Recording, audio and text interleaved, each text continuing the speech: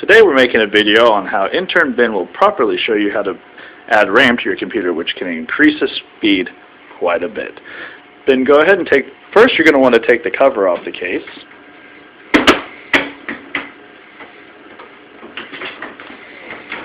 Which in itself can be quite tasking. Yes. Glorious.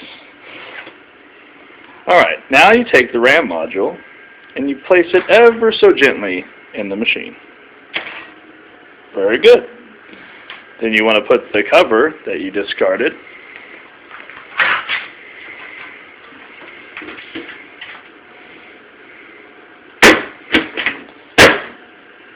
now you're ready to go. Now your computer should be as fast as a brand new iPhone.